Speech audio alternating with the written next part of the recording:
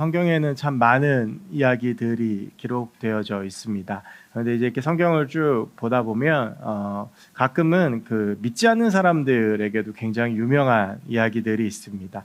대표적으로 이제 구약 성경에 나오는 솔로몬의 재판 사건이 있는데요. 여러분 잘 아시는 것처럼 이제 솔로몬을 지혜의 왕이라고 이제 우리 믿는 사람들뿐만 아니라 믿지 않는 사람들에게도 각인시켜준 사건입니다. 그래서 뭐 솔로몬의 지혜, 뭐 솔로몬의 판결 이런 말들도 비유적으로 많이 쓰는데 서로 자기 아들이라고 한 아이를 데리고 와서 주장하는 그 두 여인에게 이 솔로몬이 이 여인을 반으로 갈라서 주라.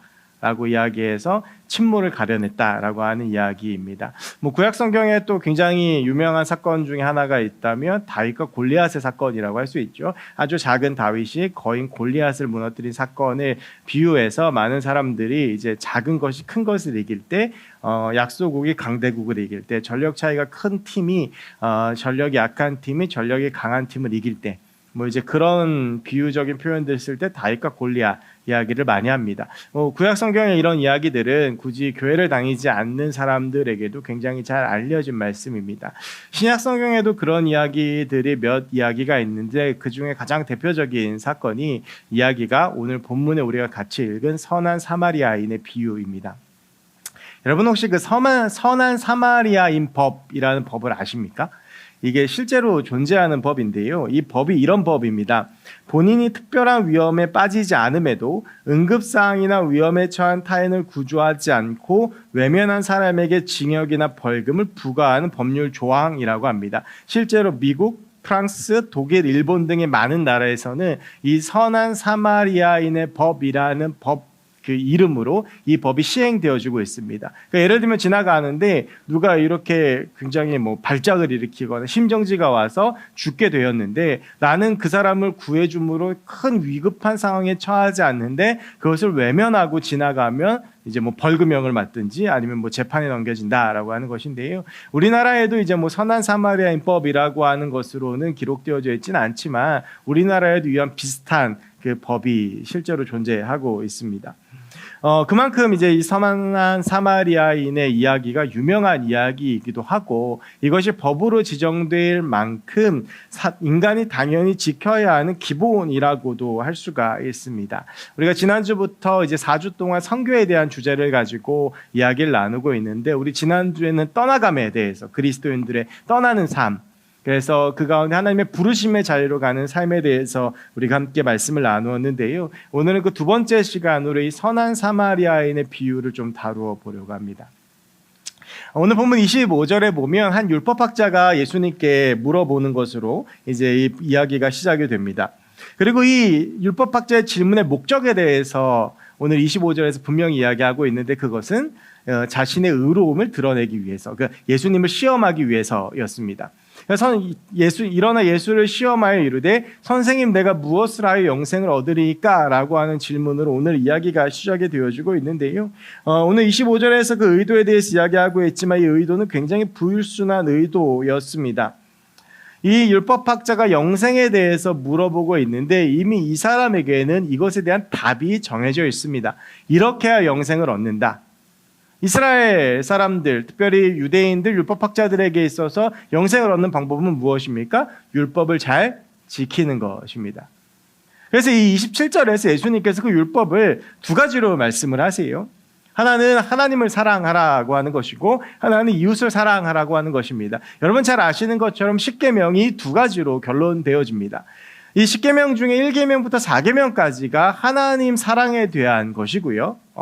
다른 신을 섬기지 않고 우상을 숭배하지 않고 그리고 여호와 이름을 망령되이 일컬지 않고 안식일을 기억하여 거룩히 지키는 것 하나님 사랑에 대한 이야기입니다. 5계명부터 10계명까지 이웃 사랑에 대한 이야기입니다. 부모를 공경하고 살인하지 않고 간음하지 않고 도둑질하지 않고 거짓 증거하지 않고 남의 것을 탐내지 않고 그렇게 해서 이 10계명을 딱 한 문장으로 요약하면 오늘 27절의 말씀인데요. 이 말씀을 우리가 잘 기억해야 되는 게 단순히 구약의 율법의 정리일 뿐 아니라 우리 주님께서 마지막으로 새 계명을 주신 것도 바로 이것과 동일한 말씀이기 때문에 그렇습니다. 즉 그 당시에 존재하는 율법을 예수님께서 예수님만의 생각과 예수님만의 결론으로 결론 지은 것이 27절인데 하나님을 사랑하고 이웃을 사랑하는 것입니다. 그런데 우리가 여기서 눈여겨볼 것은 이 두 가지에는 다 전제가 붙어 있습니다.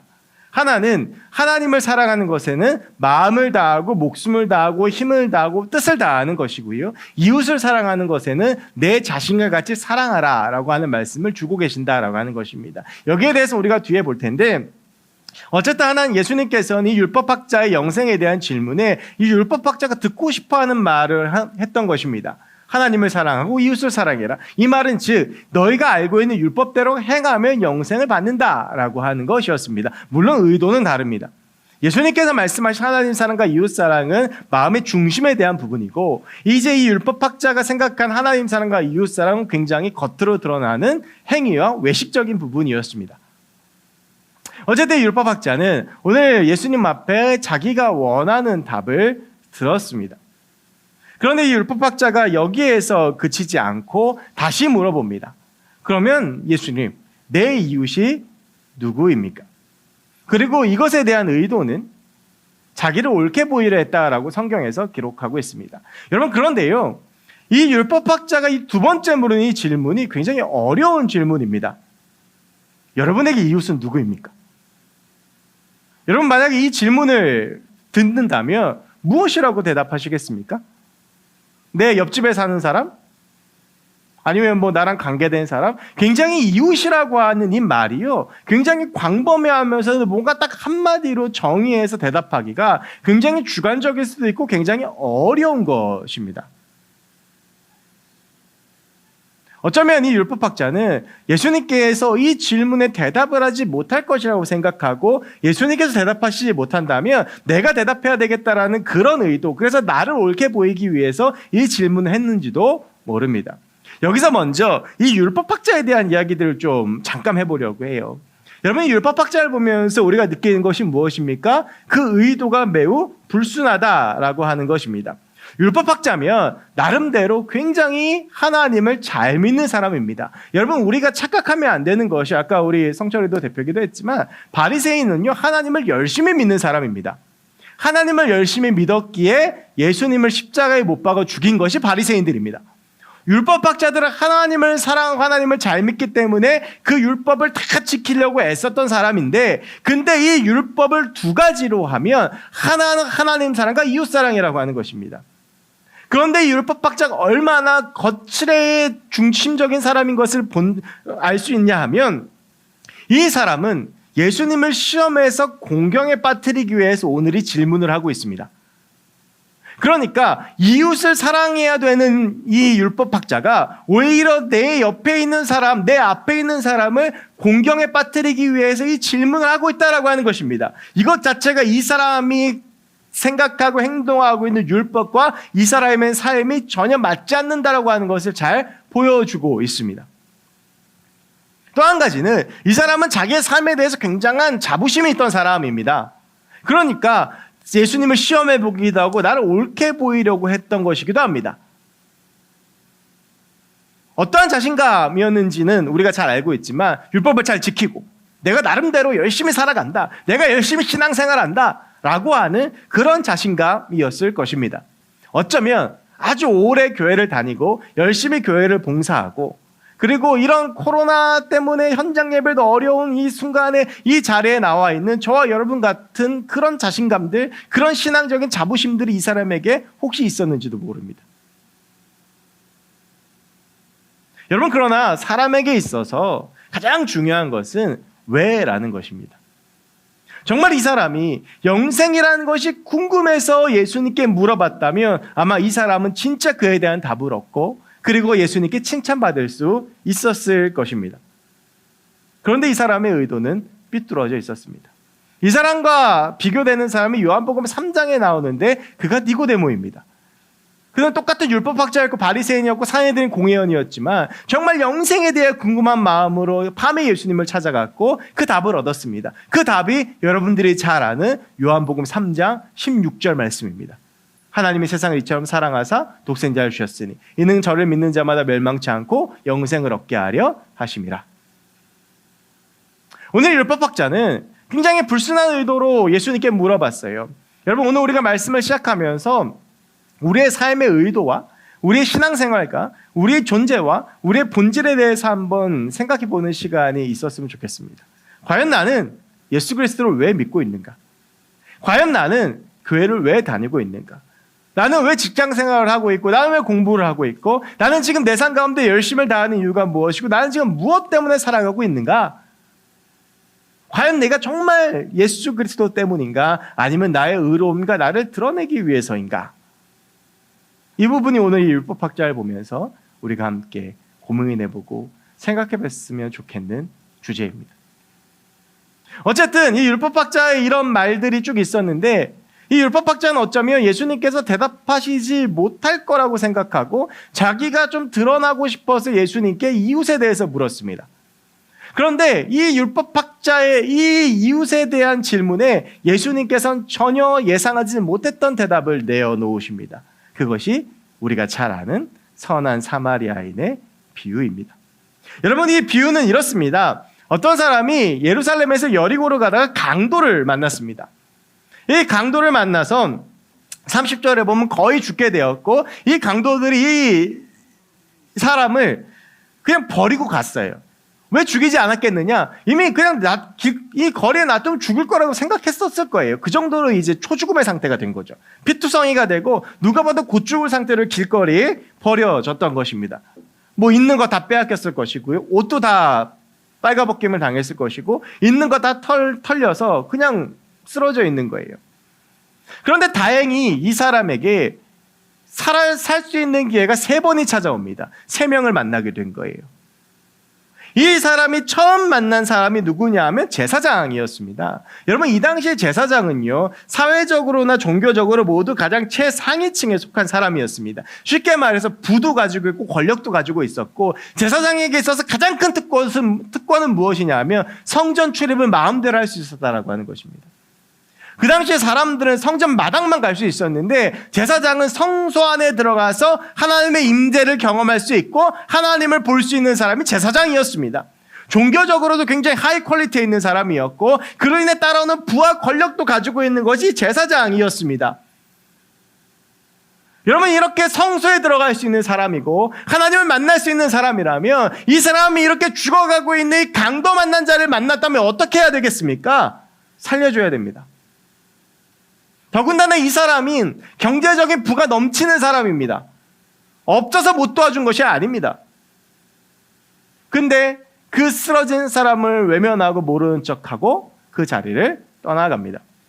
그렇게 첫 번째 기회가 날아갔습니다. 이 강도 만난 자가 두 번째 사람을 만납니다. 그는 레위인이었습니다.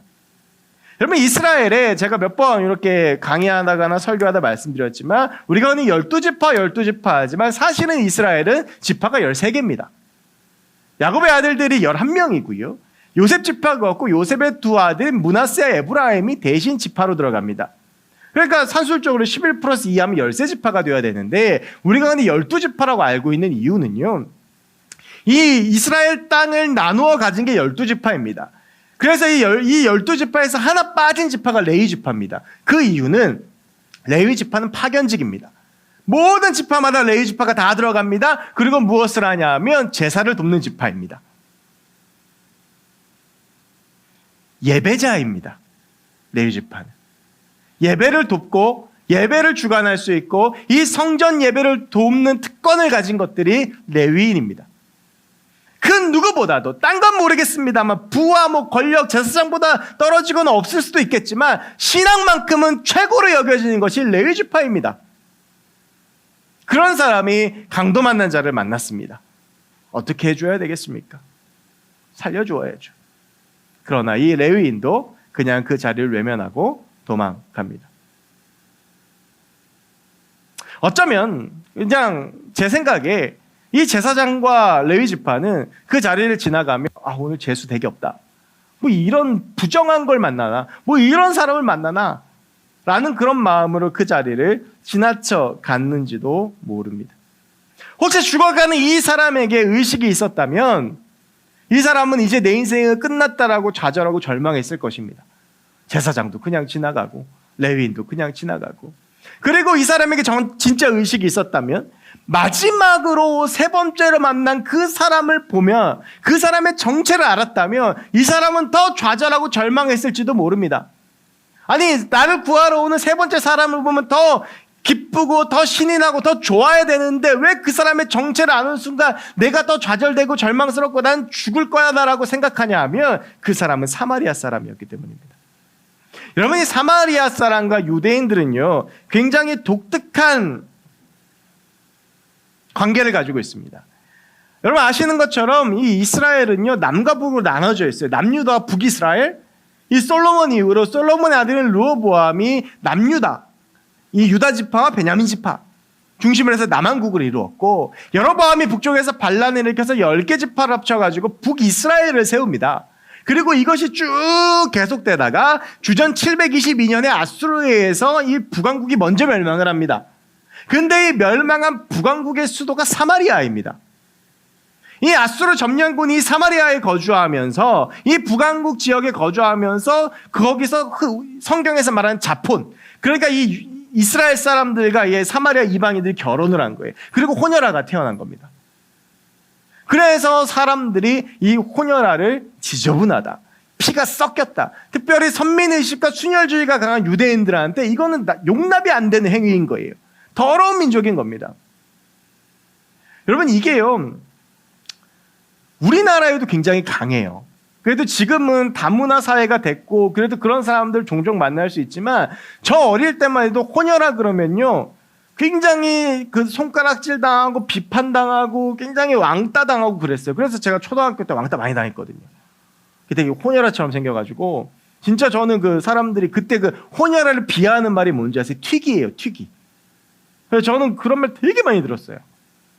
여러분, 이 시대에는 이게 더 심했어요. 그러니까 이 유대인들이 사마리아 사람들 사람 취급해요. 상종도 안 해요. 근데 여러분, 사마리아 사람들도 계속 그런 대접 받다 보면 어떻겠습니까? 유대인들 싫죠. 그래서 여러분, 요한복음 4장에 나오는 예수님께서 사마리아 지방에 가셔서 이 수가성 우물가 여인을 만나신 장면이 충격적인 이유가, 그 당시에 이 유대인 남자가 사마리아 여자에게 말을 건다는 것 자체가 그 당시에는 상상이 안 되는 행동인 거예요. 완전히 이거는 둘 사이는 원수야, 원수. 유대인 남자가 쓰러져 있습니다. 그런데 그를 원수처럼 생각하고 그도 원수처럼 생각한 사마리아 사람이 거길 지나갔어요. 이건 얘기가 끝난 거라고 보면 돼요. 그런데 여러분, 여기서 반전이 일어나죠. 이 사마리아 사람이 이 쓰러져 있는 사람을 도와줍니다. 제사장도 그냥 보고 지나갔고 레위인도 그냥 보고 지나갔는데, 이 멸시천대받던 사마리아 사람이 이 사람을 도와주고 이 사람을 살려주고 자기가 머물게 될 주막, 여관이죠, 여관으로 끌고 가서, 그리고 이 사람을 거기서 쉬게 해주고 치료해준 다음에, 그리고 나서 떠나면서 어떻게 합니까? 대신 값을 지불하고 데나리온 둘을 주면서 이 사람을 좀 돌봐달라고 부탁까지 해요. 여러분, 데나리온 둘은 되게 큰 돈입니다. 1데나리온이 얼마입니까? 노동자 하루 품삯이에요. 이 데나리온이면 이틀 동안 일해서 벌 돈이에요. 하루 일당 10만 원이라고 치면 거진 20만 원에 가까운 돈이란 말이에요. 그 큰 돈을 나랑 아무 상관없는 사람을 위해서 쓰고, 그 다음 말이 뭐예요? 부족하면 내가 갔다가 돌아와서 이 나머지 돈을 지불할 테니까 이 사람 좀 잘 보살펴줘 라고 여관 주인에게 부탁하고 떠나는 겁니다. 그냥 뭐 살려주고 이게 끝난 게 아니라 이 사람을 끝까지 책임지겠다, 내가 돌아온 길에도 돌아보겠다라고 하는 것이 이 이야기 가운데 나와 있는 것입니다.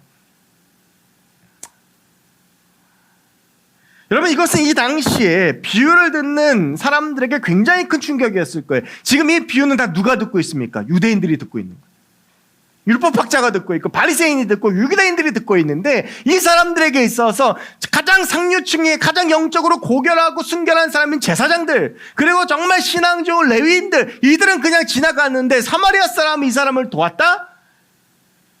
그 현장에서 이것을 듣고 보는 사람들에게 있어서는 굉장히 충격적인 이야기였을 것입니다. 사람들은 사마리아 사람들 개와 돼지 같은 짐승이라고 생각했는데, 오늘 예수님의 이 비유가 그것을 완전히 뒤집고 있고, 어쩌면 행위만이 남아있는, 그리고 사람들에게 보여지는 것만이 남아있는 유대인들에 대한 예수님의 신랄한 비판이기도 했습니다. 오늘 이 비유를 마친 다음에 예수님께서는 율법학자에게 물으십니다. 과연 이 강도 만난 자의 이웃이 누구이냐?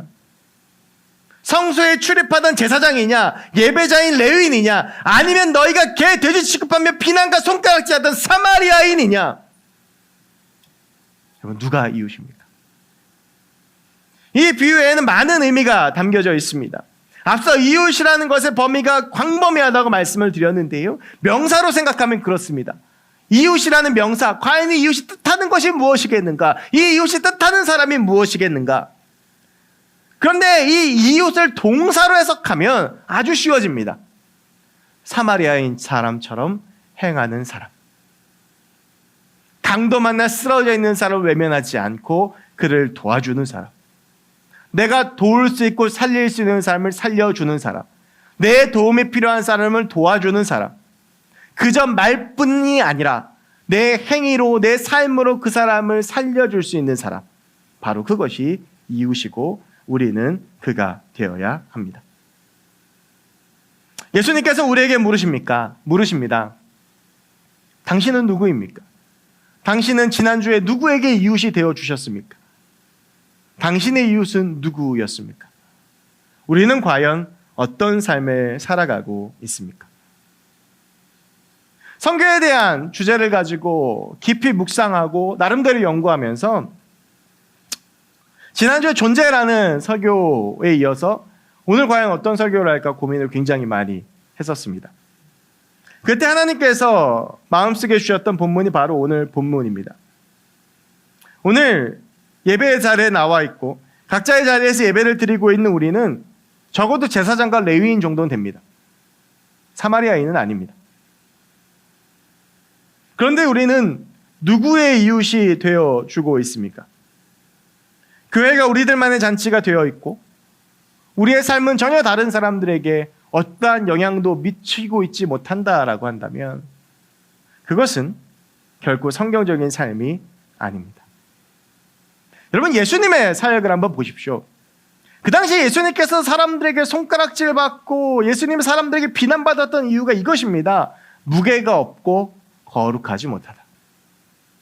당시 예수님께서 어울렸던 사람들이 누구입니까? 세리, 과부, 창녀, 고아, 문둥병자, 병자들이었습니다. 율법적으로 더럽고 사람들에게 버림받은 사람들. 세리는 회당 출입 못했습니다. 과부와 고아는 가장 멸시받는 사회적 약자였습니다. 창녀는 말 그대로 인간 이하였고 문둥병자들은 아예 초능을 이루어서 따로 격리 생활했고 병자들은 죄 때문에 병에 걸렸다고 죄인 취급받는 사람들이었습니다. 그런데 예수님은 그들을 찾아가셨고 그들과 함께 음식을 드셨고 그들과 함께 잔치하셨고 그들과 함께 울어주셨고 그들을 회복시켜 주셨습니다. 예수님은 말뿐인 사랑이 아니라 말뿐인 신앙이 아니라 그들을 찾아가서 정말 그들을 오늘 당신의 말씀처럼 자기와 같이 내 몸처럼 사랑하셨습니다. 여러분, 그 증거가 무엇입니까? 성경에 안식일에 수많은 사람들을 고치시는 장면들이 나오는데 그것입니다. 누가복음 13장 10절부터 17절까지 보면 예수님께서 18년 동안 꼬부러진 여인을 만나는 장면을 볼 수 있습니다. 온몸이 근육들이 다 뒤틀리고 관절들이 뒤틀려서 몸이 완전히 다 꼬부라져서 괴로움을 18년 동안 당한 것입니다. 근데 그 여인은 안식일날 만나신 거예요. 여러분, 근데 유대인들에게는 안식일날 하면 안 되는 행동이 49가지가 있습니다. 사실 근데 그 49가지엔 숨 쉬는 것 빼고 다 들어가 있습니다. 근데 그 중에 하나가 뭐냐면 치료행위입니다. 치료하면 안 돼요. 병자를 낫게 해주면 안 됩니다. 뭐 들 것에 들고 옮기는 것도 불법입니다. 그런데 예수님께서 그 안식일날 그 18년 동안 꼬부러진 여인을 만나서 그 여인을 고쳐주십니다. 그럴 때 벌떼처럼 들고 일어납니다. 안식일날 하면 안 되는 행동을 했다. 여러분, 근데 이게 인간적으로 보면 별로 지혜로운 행동이 아니에요. 여러분이 18년 동안 꼬부러진 여인 그 다음날 치료해 주셔도 됩니다. 이 정도로 18년 동안 아픈 사람이라면 그 마을에서 이 여자 지금 모르는 사람이 있었겠습니까? 이 여자에 대해서 모르는 사람이 있었겠어요? 눈여겨보셨다가 다음날 치료해 주시면 돼요.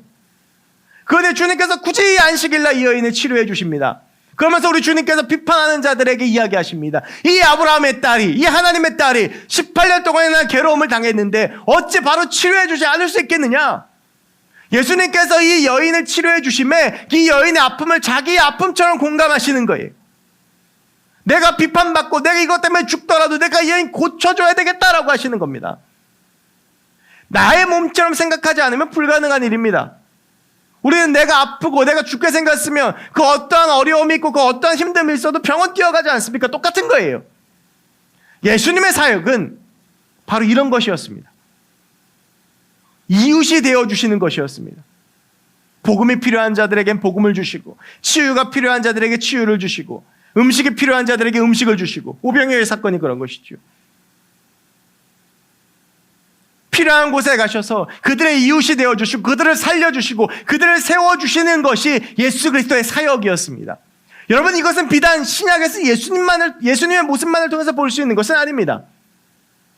우리가 잘 아는 구약 성경 레위기, 율법 때문에 굉장히 어려움을 겪는 책, 참 통독하기 어려운 책이죠. 여러분, 근데 레위기 25장 말씀을 보면 특별히 그 25장에서 얼마나 하나님께서 이 율법 가운데서도 가난하고 약한 자들을 돌보셨는지를 알 수가 있어요. 가장 처음에 25장에 안식년에 대한 말씀이 나와요. 근데 이 안식년은 다 쉬는 겁니다. 쉬게 해주는데, 근데 어쨌든 소출은 나오잖아요. 그리고 이 주인들에겐 저장해 놓은 소출도 있습니다. 근데 다 쉬는데 이 소출을 누구와도 나눠야 되냐 하면 내 가족들뿐만 아니라 남종, 여종, 품꾼, 거류하는 자. 종이나 품꾼은 일해야지 밥을 주는 거지. 근데 쉬더라도 주라는 거예요. 50년마다 돌아온 희년을 통해서 빚진 자들의 빚을 풀어줍니다. 그것 때문에 못 살게 있는 자들을 회복시켜줍니다. 이어지는 레위기 25장의 모든 말씀들은 다 뭐냐 하면 가난한 사람들에게 이자 받지 말고, 정당한 삭스를 주고 품꾼 쓰고, 노동 착취하지 말고, 가난한 자들에게 양식 나눠주고, 소출 남겨주고, 정말 도움이 필요하고 약하고 가난하고 부족한 자들을 향한 관심들을 율법적으로도 계속 말씀하고 있는 것입니다. 그런데 율법을 그렇게 소중하게 여겼던 유대인들은 분명히 하나님께서 율법을 이렇게 알려주셨는데 이것을 거절하고 있습니다. 신앙과 삶의 완전한 분리입니다. 우리는 지난주에 나눈 것처럼 선교적인 존재입니다. 선교적인 존재인 그리스도인에게 예수님께서 주신 명령이 바로 하나님 사랑과 이웃 사랑이에요. 여러분, 지난주에 우리가 나누었던 나의 삶을 떠나고 부르심의 자리로 가는 거, 그것이 하나님의 사랑입니다. 하나님 사랑하지 않으면 할 수 없어요. 나의 것 내려놓고, 내 가치 내려놓고, 내 생각 내려놓고, 내 마음 내려놓고 하나님 부르신 자리로 간다. 그 하나님 사랑 안 하면 불가능합니다. 많은 분들이 선교를 떠나요. 여러분, 선교지에 가보신 분들은 알겠지만 때로는 어떤 선교지 가면 여기서 사람이 어떻게 사나 싶은 데도 있어요. 선교사님들이 가장 힘들어하는 게 무엇입니까? 자녀 교육이에요. 캄보디아 같은 경우에 애들 데리고 가면 애들 유치원 보내면 한 달에 70만 원 듭니다. 우리나라처럼 교육이 그렇게 안 돼 있어요. 그럼 애들 들으면 140만 원이에요. 그러니까 거기에 못 보내니까 거기 이제 외국인 유치원이거든요. 거기에 못 보내니까 어디를 보냅니까? 그냥 현지인 유치원 보내. 그럼 걔는 가면 말이 통하는 애들이 아무도 없어. 현지인 학교 가도 그래요. 여러분, 이런 삶을 어떻게 살아요? 그래서 현지인들하고 똑같이 먹고 현지인들하고 똑같은 집에 살고 막 시시때때로 원주민 마을에도 들어갔다 나오고, 우리나라에 있으면 당연히 누릴 수 있는 의료 혜택, 우리나라에서 누릴 수 있으면 당연히 누릴 수 있는 것들 다 포기하고 어떻게 부르심의 자리로 갈 수 있는 거예요? 하나님 사랑하니까 갈 수 있는 거예요. 내가 지금 내 손에 쥐고 있는 것들, 내가 절대 포기하지 못하는 것들, 내 생각, 내 신념, 내 가치, 그거 하나님 사랑해야 포기할 수 있는 겁니다. 여러분, 그 다음의 삶에 대한 말씀이 오늘 말씀인데, 하나님을 사랑하면서 우리의 삶 가운데 있어야 되는 것은, 그래서 내 이웃을 내 몸같이 사랑해야 되는 것입니다. 그것을 성경에서는 긍휼이라고 말합니다. 예수님께서 보여주신 삶의 자세가 긍휼이었고, 성경은 끊임없이 긍휼의 삶에 대해서 우리에게 말씀하고 계십니다. 약한 자, 병든 자, 도움이 필요한 사람들 외면해서 안 됩니다. 내가 나눌 것이 있으면 나눠야 되고, 내가 도울 것이 있으면 도와야 됩니다. 나만 알고 사는 사람, 나에게만 시선이 머문 사람, 나만 사랑하는 사람은 그리스도인이 아닙니다. 이웃을 사랑하되 내 몸처럼 사랑해야 됩니다. 여러분, 우리가 우리의 몸을 얼마나 사랑합니까? 여러분, 저도 요즘요, 예전에는 안 그랬는데 하루에 꼬박꼬박 비타민 하나 챙겨 먹고, 홍삼도 하나씩 챙겨 먹고, 뭐 프로폴리스도 먹고 그래요. 왜? 그 몸에 좋으니까. 꼭 챙겨 먹습니다. 여러분, 우리나라의 황소개구리가 멸종된 거 아세요? 왜 멸종되는지 아십니까? 몸에 좋다고 소문나서. 여러분, 사람들이요, 자기 몸 끔찍하게 생각합니다. 배고프면 밥 먹습니다.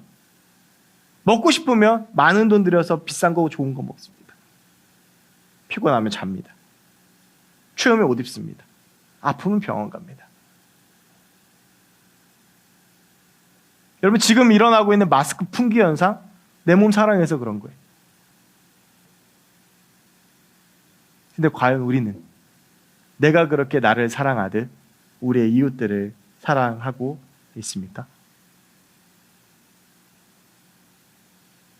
과연 지난 일주일간 여러분의 삶은 무엇을 바라보고 누구와 함께하며 무엇을 생각하고 무엇을 붙들고 살던 삶이었습니까? 이제 저희 아이들이 계속 집에 있어요. 이제 어느 정도가 됐냐면 저희 예영이가 어제 드디어 처음으로 학교 가고 싶다는 얘기를 했어요. 이제 애 입에서 학교 가고 싶다는 얘기가 나온 거면 이제 이게 올 때까지 온 거예요. 이제 집에 있으니까 심심하면 이렇게 TV를 봐요. TV를 보면 이제 기독교 TV도 보고 그러면 이제 요즘 그 TV에 그 후원 광고들이 많이 나옵니다. 뭐 굿네이버스도 나오고 뭐 이렇게 뭐 기아대책본부도 나오고 쭉 나와요. 근데 이제 그거 보면 아프리카에 되게 못 사는 애들 이런 애들 이렇게 나오면 우리 예영이 애담이가 그래요. 쟤네 되게 불쌍하다. 그런 이야기를 해요. 그래서 저희 예영이 지금 전 재산이 5만 원이거든요. 어떻게 그 지키고 사수해서 5만 원을 지켜냈어요. 그래서 야, 그러면 그 5만 원 저기 보내줄까? 그랬는데 싫대요. 왜? 그랬더니 지가 할 게 있는 거예요. 살 게 있는 거예요. 여러분, 이게요, 어쩌면 우리의 본성입니다. 나를 위해 쓰는 것은 아깝지 않은데 남을 위해 쓰는 건 아까워. 여러분, 오늘 이 뷰에 나온 제사장의 실제 이야기로 가면 이 제사장은 아마 예루살렘에 가고 있었을 거예요. 그럼 예루살렘에 가서 성전에서 이 죽어간 사람 외면하고 어떻게 했을까요? 성전에 또 성소에 들어가요. 레위인은 이 죽어가는 사람 외면하고 예루살렘에 가서 예배 드리는 거예요. 그러면 하나님은 그 예배를 과연 받으셨겠습니까? 여러분 주변에 정말 죽어가는 사람이 없고 도움이 필요한 사람이 없고 여러분 주변에 정말로 내가 살려야 되고 내가 손을 뻗어줘야 되고 내가 케어해줘야 되고 내가 섬겨줘야 되는 사람이 없습니까? 여러분, 근데 우리가 한 가지 기억해야 되는 게 있습니다. 남을 돕고 살리는 건 전도하기 위해서가 아닙니다. 그래, 쟤를 이렇게 잘 도와주고 이렇게 잘해서 얘를 전도하고 얘 감동시켜서 교회 데리고 와야지. 아니에요, 여러분. 예수님은 그렇게 하지 않으셨어요. 예수님께서 병든 사람 고치고 나서 뭐라고 말씀하셨습니까? 야, 아무한테도 얘기하지 마. 예수님께서 병든 사람을 고치시고 도와주시고 오병이어 때 막 그 수많은 굶주림에 있는 사람들 먹이신 이유는요, 얘들 뭐 전도해야지, 얘네한테 뭐 이걸 증거 삼아서 뭐 얘들 회심시켜야지, 이게 아니에요. 그냥 그 영혼 자체를 사랑하신 거예요. 여러분, 저는 선교적인 존재로서 우리가 그리스도인으로 살아가면서 이 마음, 이 긍휼의 마음이 저 여러분에게 있었으면 좋겠습니다. 적어도 강도 만난 자를 보면 더럽다, 부정하다, 재수없다, 왜 저런 걸 만났을까가 아니라 불쌍하다, 도와줘야겠다, 내게 있는 게 좀 이런 여유가 있는데 좀 살려줘야 되겠다, 얘를 좀 일으켜줘야 되겠다. 어쩌면 제사장과 레위인들도 혀를 쩍쩍 차면서 갔을지도 몰라요. 되게 불쌍하네. 근데 아무것도 도와주고 살려주지 않아. 마치 수많은 후원 광고들이 지나가면 쟤들 진짜 불쌍해라고 느끼고 그냥 스킵하는 것처럼 진심이 아닌 거죠. 여러분, 저는 우리 모두가 하나님의 마음을 가진 사람들로 살았으면 좋겠습니다. 긍휼의 마음, 하나님의 마음, 예수님 닮은 모습, 그런 삶을 살아갈 때 그 사람이 회심을 하고 뭐 교인이 되고 안 되고 그거는 내 문제가 아닙니다. 하나님이 하실 거예요. 그저 우리에게 해야 될 것은 우리는 사람 살리는 사람들입니다. 지금 과연 내 주변에 어떤 사람이 무엇 때문에 힘들어하고 있고, 과연 내 주변에 어떤 사람에게 삶과 도움과 내 손길과 내 따뜻함이 필요할까? 어떤 나라에 그럴 수 있습니다. 여러분, 지금 뭐 우리도 코로나 때문에 여러 가지로 고생하고 힘들어하지만 우리 뭐 선교지 이제 필리핀도 지금 락다운이 됐다고 그래요. 우리의 기도가 필요하고 또 우리의 도움이 필요한 곳들이 많이 있습니다. 근데 교회가 자꾸 우리한테만 시선이 머물러져 있어요. 그냥 우리가 모이고 우리가 뭐 하고 그냥 우리가 뭐 즐기고 하는 게 그게 좋은 거야. 여러분, 그건 사교단체입니다. 예수님께서 제자들을 계속 보내세요. 오늘 본문 전에 보면 그런 거 나오는데 70인 파송하세요. 그리고 예수님의 제자들을 묶어놓으셔서 예루살렘에 있으라고 한 다음에 성령 주신 다음에 다 흩어버리세요. 초대교회가 막 부흥했어요. 그랬더니 환난과 핍박을 통해서 초대교회를 흩어버리십니다.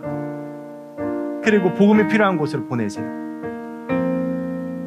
거기에 가야 되니까, 내가 가서 예수의 사랑으로 그들을 살려줘야 되니까.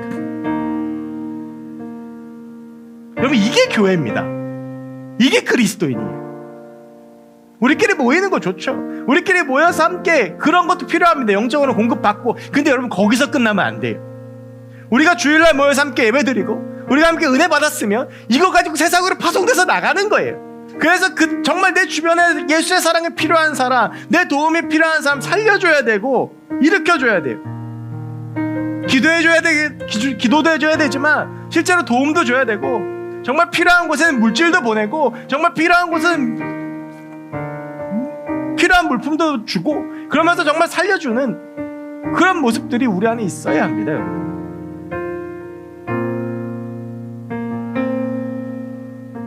제가 성경을 보면서 그냥 느낀 제 나름대로의 결론은, 하나님은 많은 사람 모이는 거 뭐 좀 조심스러운 말이에요. 대형교회 이런 거 별로 좋아하시지 않는 것 같아요. 여러분, 예루살렘 교회가 얼마나 큰 초대형 교회였습니까? 한 3,000명 돼요, 교인이. 왜? 사도행전에서 2장에서 베드로 설교 듣고 3,000명이 회심했잖아요. 근데 주님께서 결국에 그들 다 흩으십니다. 디아스포라로 필요한 대로 다 보내시는 거예요. 안디옥 교회 흩으십니다. 우리는 세상 속으로 들어가 정말 그 속에서 선한 사마리아인처럼 살아가야 되는 존재들입니다. 예수의 긍휼을 가지고 살아가야 되는 사람들입니다. 저는 우리의 삶이 그런 예수 닮은 삶이 되기를 간절히 원합니다. 오늘 잘 안 하던 찬양 좀 해보려고 하는데 어떤 찬양 할까 고민 많이 하다가 이 찬양에 이 문구가 제 눈길을 끌었습니다. 내 삶의 소망 내가 바라는 한 분, 예수 닮기를 내가 원하네. 한없는 사랑 풍성한 긍휼 내가 예수 닮기를 원하네. 여러분, 우리가 정말 우리 주님처럼 한없는 사랑과 풍성한 긍휼, 그것을 가지고 내 삶과 내 영역과 내 자리와 내 속과 내 존재에만 우리의 시선이 머문 사람들이 아니라, 그 믿음의 눈을 들어 하나님의 마음을 가지고 그 사랑과 긍휼의 눈으로 우리 주변과 세상과 우리 공동체와 이 나라와 세계 열방을 바라볼 수 있는 우리가 됐으면 좋겠습니다. 우리 시간 같이 함께 예수 닮기를 찬양하겠습니다.